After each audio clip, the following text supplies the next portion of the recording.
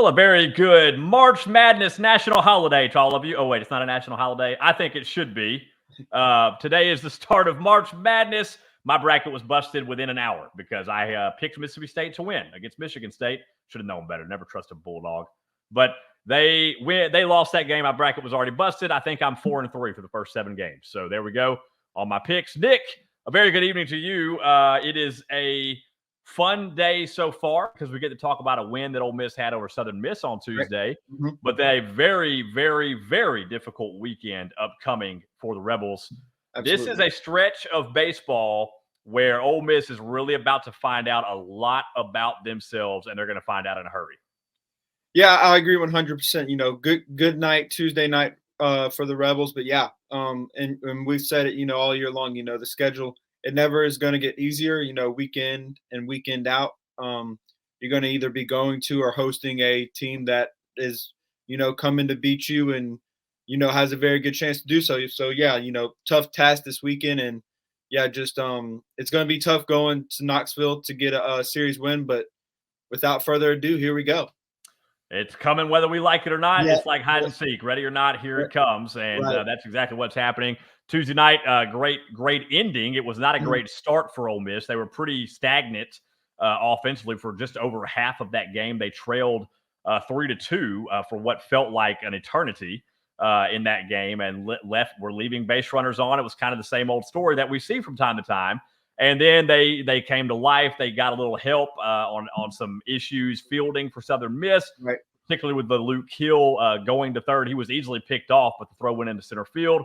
That kind of started the real momentum. And then, of course, Ethan Leger with the moonshot to end, basically to seal the deal late in the game to put Ole Miss up 8-3. And it was not, with the way Ole Miss bullpen has been pitching, you certainly weren't expecting them to blow that game, and they did not. Ole Miss wins 16, or they moved to 16-6 for the win, I should say. They have won 10 of their last 11. It's been quite a streak for Ole Miss. Their only loss during that span was, of course, the one game to Iowa that they lost. So it's been a nice stretch in the last 11 games for Ole Miss. I'm sorry, correction on that. The loss to South Carolina. If you count the loss to Iowa, it would have been 10 in the last 12. So apologies for that. Either way, good series win for Ole Miss over South Carolina. They kept the momentum going with Southern Miss. And now they go to Knoxville and to Lindsey Nelson Stadium, which is a cracker box, a very home-hitting friendly ballpark, as we've seen from Tennessee many times. And Nick, if we remember correctly, of course, the last time these two teams met was back in 2022. Did not go so well for the Rebels. Once the first pitch came out, it was not good for the rest of the time. Yeah, you're right. And, I think,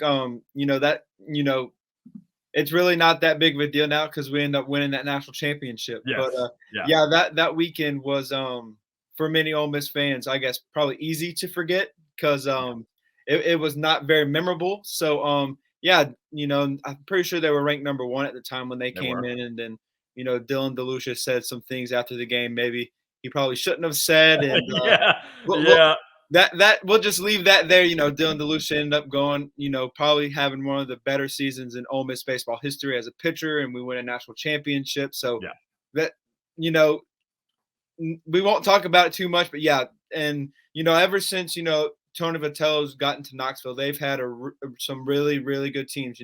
They're a threat every year to make it to Omaha, and they're nothing short of that this year. DeLucia all but guaranteed a win in game 2. Not the smartest decision to make after you lost 12-1 in game 1. And, of course, the Vols did not take very kindly to that and went on to sweep the series. Lane Kiffin, of course, threw out the first pitch on Friday night. I was there. You might have been there, too. I can't remember. Yeah, we were both there. We were both there. He, of course, switched to baseball for the golf ball. The crowd went nuts, and that was about the last time the crowd went nuts for the rest of the night in that game and for the rest of the weekend. But nonetheless, as you say, Ole Miss got the last laugh. Tennessee was not in Omaha, and Ole Miss was, and they won the national championship.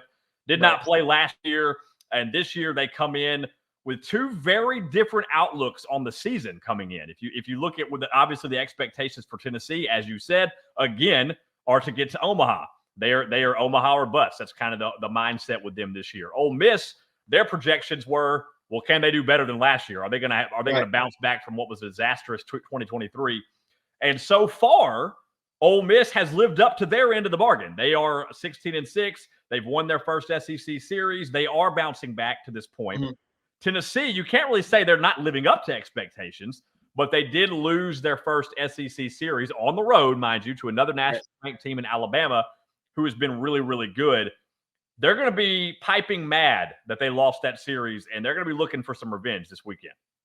Yeah, absolutely. And you hit the nail on the head, two very different outlooks coming into the season. But I think as we stand, I think as an Ole Miss fan, you have to be happy where you sit. Yep. You win your first series against a ranked opponent, in the SEC play. And then Tennessee, they lose that first series, like you said, to a very good Alabama team. So, yeah, you go in, and I think I said it last week, if the game, even this past weekend, if it was played on paper, South Carolina wins that series last weekend.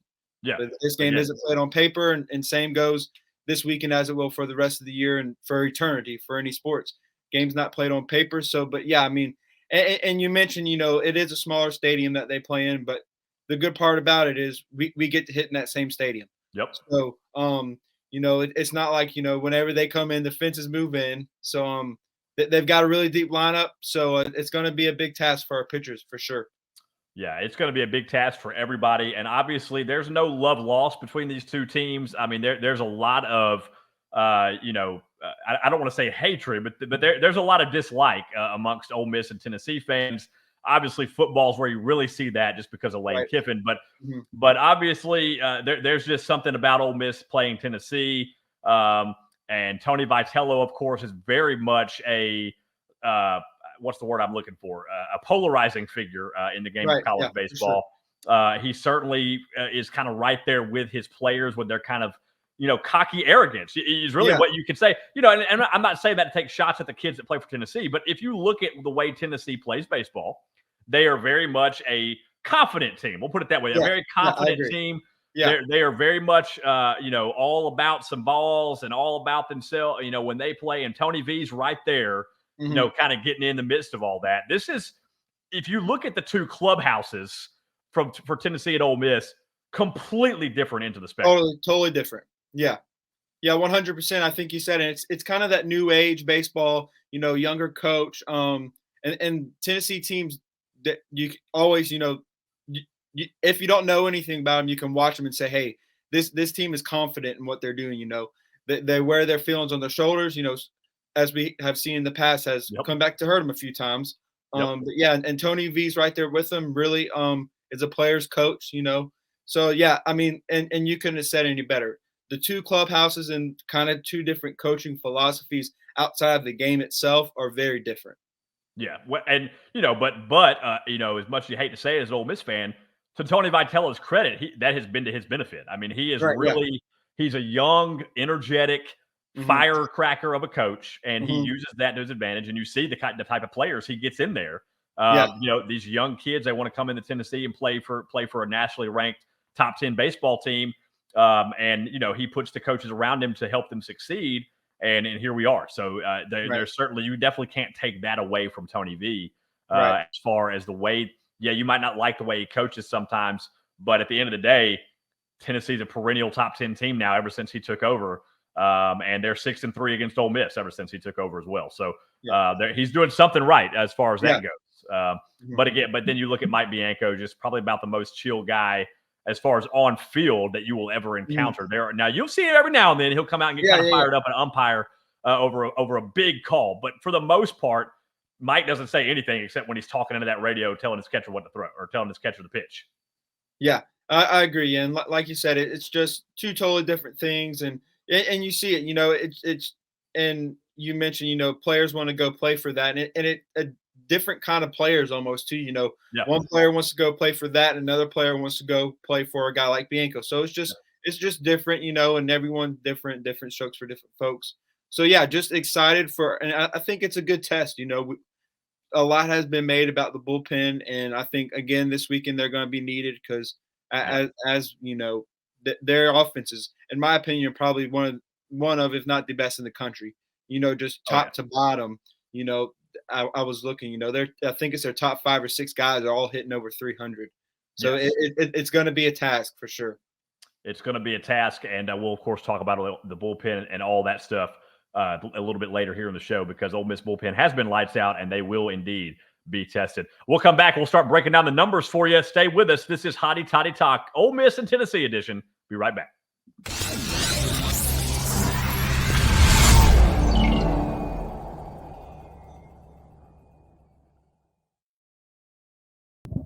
What's going on, guys? It's Austin with Hotty Toddy Talk and the Rebel Walk, here to tell you about two of our fantastic sponsors that are on board with us this season. You guys know the first one like the back of your hand by now, Dead Soxy and DeadSoxy.com. We love these guys, and you guys should too. If you're not wearing Dead Soxy socks by now, what are you waiting for? You can use the code Rebel Walk anytime to get 25% off site-wide. Doesn't matter if Ole Miss wins or loses on the field, you get 25% off site-wide with the code Rebel Walk. And while you're there, check out their Ole Miss exclusive NIL socks to upgrade your socks and elevate Ole Miss.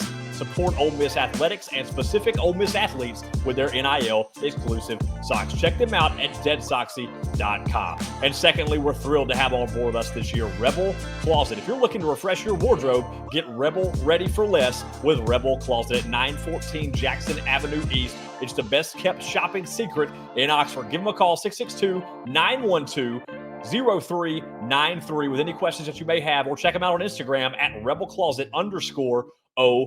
Rebel Closet, get Rebel ready for less.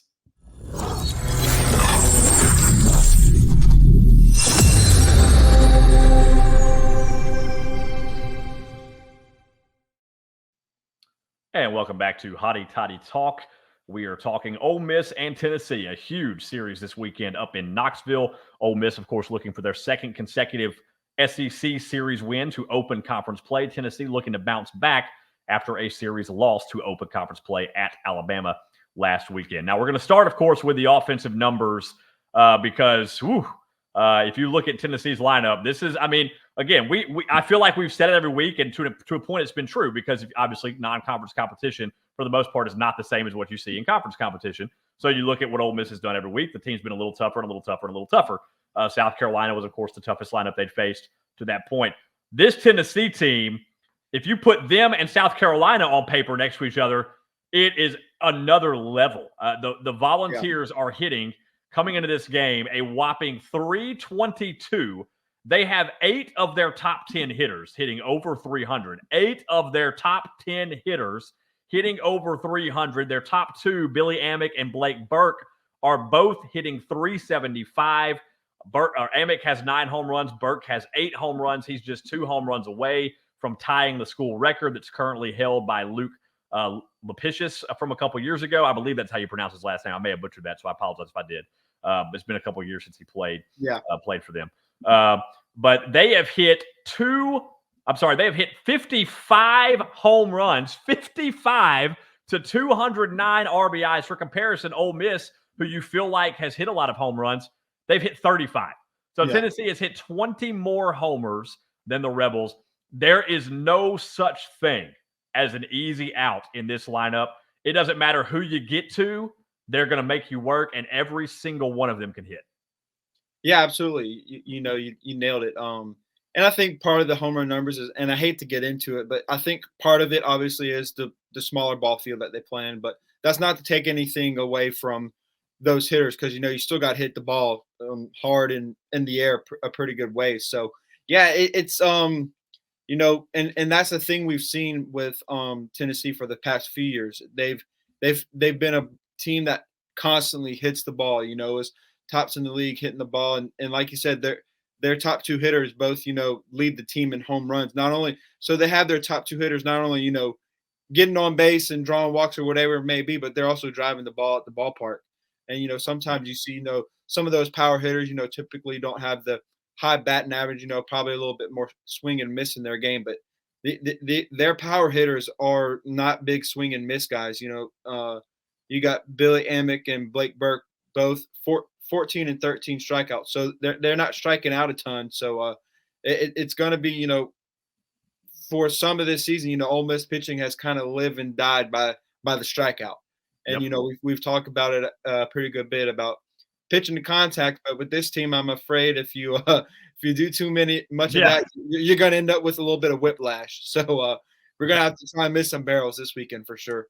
Well, we talked about that with Grayson Sagne a couple of times. He pitches to contact That did not go so well for him this past Sunday. Obviously it's different teams, different ball games. Once you get into the SEC play, you start pitching in the wrong kind of contact, and all of a sudden you're looking at a bad day. Yeah, for sure. You look at this Tennessee lineup. Their top 6 guys: 375 with 9 homers, 375 with 8 homers, 368 with 6 homers, 368 with 2 homers, 365 7 homers, 348 7 homers. That is just absurd. You got 6 guys in that starting lineup that can all hit long balls, and they hit for average. This is not like a Moneyball scenario. The movie Moneyball, which is a great movie, by the way. If you haven't seen it, you should. But the whole premise of that movie is they get on base. Well, these guys not only get on base, they hit bombs. There is no such thing as just a single-dimensional player in this Tennessee offense. The only thing you can look at if you're Ole Miss pitching, they all have OPSs over 1,000 as well, which is just insane.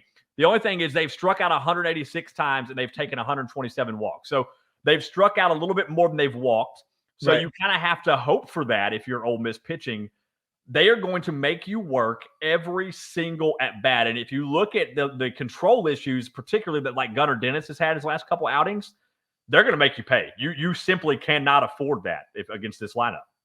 Yeah, like you said, we've talked about it a couple times, with some of our guys not having their best stuff, but being able to, manage their way through, through the middle part of the ball game. But this weekend, if you're not gonna have your best stuff, you really better go out there, compete and find something, because I hate to make it sound so pessimistic, but this Tennessee team's really good, and if you, especially on the road, this all gets magnified on the road. It's much like a SEC football game. You go on the road and you make mistakes on the road. Those mistakes are going to end up being bigger than they initially seem. Like, a 2-out walk. Those are little things like that, are things where you can't let those things happen. Like you mentioned, Southern. I believe that they were winning that game at the point when they throw that pickoff into center field, and that's all Ole Miss needed to get back in that game and win it. So it's just little things like that in college baseball that can really hurt you. So it's going to be tough for sure. Yeah, and I think anybody that watches our show and knows, obviously, it's not being pessimistic so much as it is just being realistic. Obviously, we're not sitting here, the sky's falling, doom and gloom, but we're also not going to sit here and say this is about to be an easy series, because by no means, and quite frankly, I don't know that it's going too far to say this could easily end up being the toughest series Ole Miss plays all year. Now, obviously, you've got Arkansas looming, Texas A&M looming. Those are both very, very good teams. But if you look at just what Tennessee is coming into the weekend as, they're losing. Right. They lost a series. They're going to be angry about that. It's at their stadium. They're back in their home confines. They're going to have the atmosphere. They've got the pitching staff. This is a team that's going to be ready for Ole Miss, and they're going to be ready for that first series win. So, again, more realism than it is pessimism, but for sure. Right.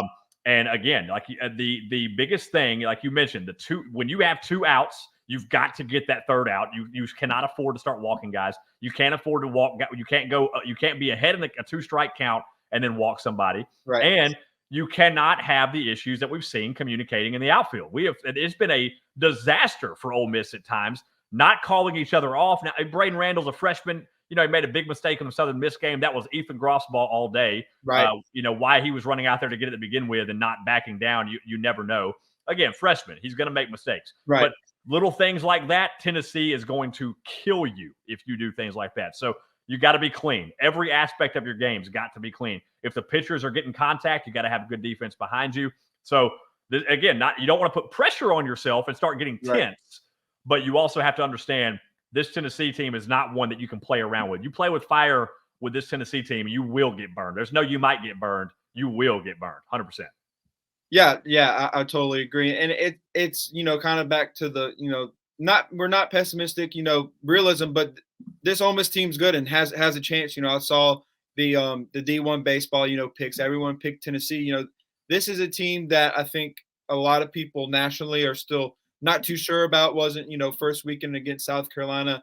But and I remember you asking me last week, thinking if it was a team in South Carolina that we can compete with it. And I had no doubt. And I think there's probably not many teams in the country we couldn't compete with, but it's just putting it all together which kind of leads to people not really, nationally, not whether it's, not getting into some nationally ranked polls, just kind of how the season started, that those are things, that are still fresh on your mind, on people's minds. So I think it's just, and we're coming off a big series win. So I think with the confidence that we have coming in, I think we have a better shot than I think a lot of other people think we do. So and this is a team that is by no slouch, not going in, and I hate to use this terminology. There's no reason to be like a turtle and just, go into your shell.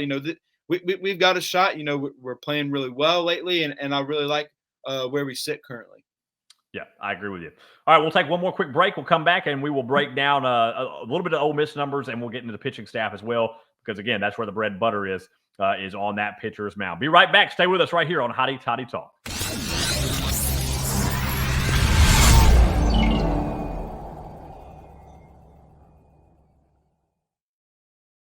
What's going on, guys? It's Austin with Hotty Toddy Talk at the Rebel Walk, here to tell you about two more of our incredible sponsors that are on board with us this year. We're so thankful that they are a part of what the Rebel Walk is doing. The first is going to be Brown Insurance Agency, located at 1328 North Lamar Boulevard in Oxford. Give them a call, 662-234-2941, for all of your insurance needs. Business, auto, home, life, health.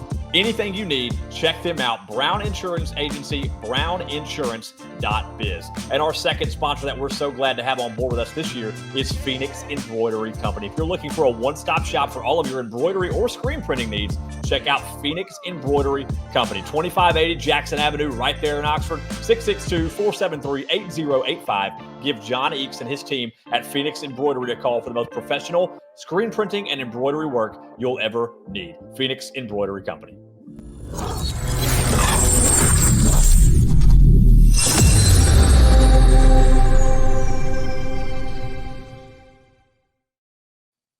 And welcome back to Hotty Toddy Talk. We've been talking Ole Miss, Tennessee. We've been talking a lot of the Tennessee offense in that previous segment because it's a good one. And real quick, Nick, you mentioned not being ranked in the polls towards the end of that last segment. I'm glad Ole Miss isn't ranked in the polls. I didn't want them to be. Look, I get we're ranked in Baseball America. I don't honor any poll except D1 Baseball. I've been adamant about that for years. I mean, if you ask anybody that follows me on Twitter or whatever it may be, I don't Baseball America, College Baseball Nation, none of those polls matter to me. D1 Baseball is the poll that is used by the selection committee. It's used by the NCAA. That is the one that I go by. Baseball America is whack if you look at some of their rankings compared to like D1 Baseball. Same with college baseball. I get, it's, hey, it looks good. All right, Ole Miss is number 17 against Southern Miss. I get the excitement of that. But I personally, I would much rather go in the Knoxville unranked. I'm just going to be, I'm going to put it bluntly like that. I would much rather go on the Knoxville unranked. You have a number besides your name when you go on the Knoxville. That's just one more thing for Tennessee to look at. You know what I mean? That's just me. Everybody has their opinion on the rankings and the polls. Again, that's just my personal opinion. I would much prefer them to be unranked as opposed to ranked for this particular series. Yeah. When it comes to the rankings, I don't really dig too much into it because you see a team like LSU go into Starkville and, they lose that series and whatever it may be. And you're right about D1. It is the one that I keep up with the most. But I think, and I'll pull a play out of Lane Kiffin's book. Rankings really don't matter till the end of the season. Yep. And for baseball, if you're one of the top 64, that's all that really matters. So that's kind of my take on it. Whether we're ranked right now or not, really, I won't say I don't care, but it doesn't bother me one way or another. Kind of like you said, it would be nice to go into Knoxville not ranked in any poll and go in there and shock them and play spoiler a little bit. But it's too long of a season to get caught up in rankings this early in the season. So that's kind of my 2 cents on that. Yeah, and last time Ole Miss made the postseason, they were unranked, and it worked out pretty well. So we'll leave it at that. All right, Ole Miss, quickly we'll go through the Ole Miss offensive numbers. They are hitting 280 on the season, so they've really improved. Obviously, a much lower than Tennessee's 322. But obviously, you've got your big names at the top. Ethan Leger still leading the way at 384. Andrew Fisher still leads the team in homers with 9. Of course, Jackson Ross up there looking good as well. But Trayson Hughes and Luke Hill are the two that you really got to start paying attention to. That you want to talk about if you're us. because their averages through non-conference play were sub 200. And actually, Trason Hughes for the longest time was sub 100. He had a horrendous start to the season with the bat. Well, Hughes is now up to 279, and Hill is up to 233. And I know those aren't like the gaudiest and sexiest of numbers per se, but if you look at where they came from and how they started the season, it's really, really good timing for Hughes and Hill to start finding their bats. Their patience at the plate is really starting to show, particularly with Trason Hughes. He's really starting to show that he's waiting on his pitches more. His swing looks a little cleaner.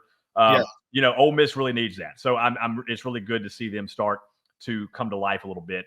And they're going to need it this weekend because the pitching staff that they are facing is one of the best in the country. Obviously not the best if you look at it on paper again, because that honor goes to, I believe, still Texas A&M at the top for the time being.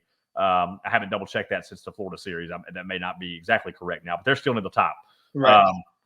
But if you look at Tennessee, their ERA as a team is just 3.10, but their two starters, AJ Causey and Drew Beam. Causey's 1.65, Beam 3.03. How about this? Causey has 38 strikeouts to 4 walks.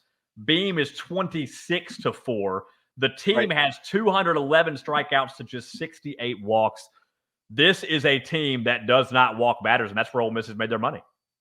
Yeah, you hit the nail right on the head. I was hoping you would mention that because, this is a Tennessee pitching staff that is kind of very, almost like, you don't want to say it, but it's almost a kryptonite, where Ole Miss, like you said, has made their money on drawing walks. And this is a team that does not walk a lot of people. They are very efficient on the mound. They obviously the good strikeout numbers, but and it's just going to take some, it's going to take just really drawing those at bats out, whether, good at bats can in and outs. You can get out on a good at bat. And I think that's kind of what you've been starting to see here lately with, and that's another thing I'm glad you mentioned was Trason Hughes and Luke Hill. Those are two guys early in the season, transfers coming into the SEC, and there was hype, and I believe still deservedly so, the hype for those two guys. But you just can imagine the pressure that a 19, 20-year-old puts on themselves, in college athletics. So, and I think a lot of what you've been seeing from them has been process oriented instead of result oriented. Because in baseball, if you get too result oriented, you're going to end up in a downward spiral, and it's going to eat you alive. So I'm glad to see those two guys, kind of starting to get hot. And I think for me, if we get what we have seen all season from the top 4 guys in our lineup and get, what we've been getting lately and a little bit more from Trason Hughes and Luke Hill, I think you could be happy with what you see this weekend in Knoxville. Absolutely. And, Ole Miss has been good too. I mean, their ERA as a team just 3.88, which is a drastic improvement. 236 strikeouts to 94 walks. So they're still well over on the strikeout total. Gunnar Dennis has 29 strikeouts to 11 walks. Grayson Sagne, 17 to 9. Liam Doyle, I mean, he has been phenomenal in his 2 starts. In his 2 SEC starts, he's got 18 strikeouts. He's got 27 strikeouts to just 4 walks. Right now, he's the face of the starters. He's only made 2 starts. But he's the guy doing it on the mound for Ole Miss. You're going to need him in a bad way, especially you go back-to-back lefties on the mound, which is what Ole Miss is doing right now with Dennis and Doyle. Obviously, Tennessee is going to be prepared for that. And Doyle is going to need his nasty stuff. Dennis is going to need his nasty stuff. You lose the first game, it's hard to come back and win the next 2. We've said that many a time. Right. If you're Ole Miss, again, the pitching staff, you can't hang your heads low if Tennessee gets to you because that's what they do. But again, you like where the bullpen stands. If you're Ole Miss pitching, if you're Ole Miss, you need to get to that Tennessee bullpen. That's not to say Tennessee's bullpen is bad. They are by no means bad. They're really good. But you don't want AJ Causey, especially getting into a rhythm, and you don't want Drew Beam, who's a flamethrower that we're all familiar with, getting into a rhythm. You really need to get those guys' pitch counts up quickly if you're Ole Miss, and you want the starters to keep theirs down. Yeah, absolutely. I agree 100%. It's kind of, almost like the Iowa series, where they have those big starters, and those are guys you want to get out as quick as you can, whether it be jumping on them and putting up some runs or getting that pitch count up. So whichever way it may be, there's more than one way to do that. But yeah, and I think you mentioned our bullpen. I don't think there could be I don't think that you could ask for anything more out of what we've gotten from our bullpen. Starting pitching has been what it has been. It hadn't been great, but hadn't been awful. And Liam Doyle has really kind of almost been a shot in the arm to that starting rotation. But yeah, just with our bullpen again, I think we have a better chance of winning this series than a lot of people think we do. Now we could come on here next week and we could both be totally wrong, and that's just part of it. But I think we got a shot at at least taking one. I think, and you and I talked. If you can go into Knoxville against this Tennessee team and get one game, I think, although you want to take 2 out of 3, but I think one game in Knoxville is nothing to be too upset about. No, not at all. And I mean that's kind of what I want to see. So I would be very happy with 1 out of 3. Yeah.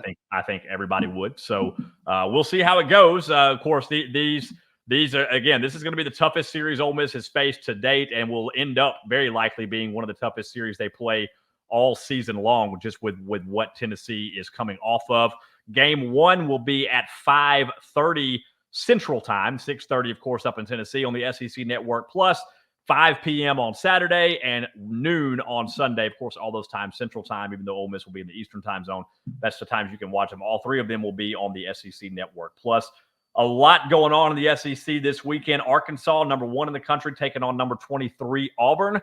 They are currently up 1-0 in the 4th. Arkansas is, so that one not too far in. And then Mississippi State and Texas A&M, they've been pushed back a bit on their first pitch. They have not quite gotten away, but those are the 2 Thursday through Saturday series this week. So Mississippi State, of course, after that huge series win they had over LSU, they have got Texas A&M on the road this week. And then Alabama will be at Georgia. Ole Miss will be at number 8 Tennessee. Kentucky at Missouri. Vanderbilt at South Carolina. Florida at LSU. That's a big series. LSU coming off the loss to State. Florida coming off the series win over Texas A&M.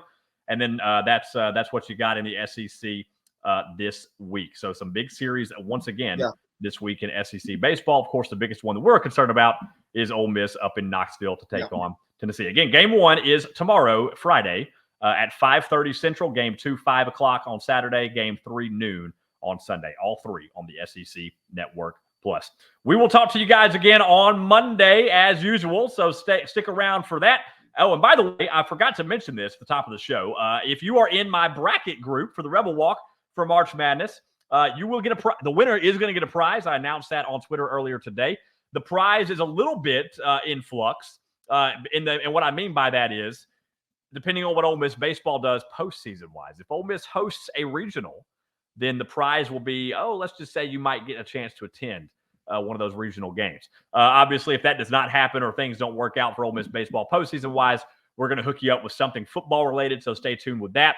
But you are going to get something good regardless, and I know there are several brackets in that group, so good luck to all of you. Like I said, I didn't start off so hot today, 4-3 for the first 7. So not a great start for me. Nick, I'm not going to tell you anybody who's won yet because you told me you have not filled out a bracket yet. And if you want to fill one out, don't look at any of the final scores yet, and it won't be cheating. So there you go. All right. Well, Nick, as always, he is at Nick Philippich 11. I am at Austin on Air 1021. Stick around. Be sure and subscribe and watch us on Hotty Toddy Talk all season long for the best baseball coverage you're going to get anywhere. Oh, and we're going to keep the show going after baseball. Don't worry. But right now, it is all baseball and Ole Miss looking for the big series win in Knoxville. Until next time, have a great evening, everybody.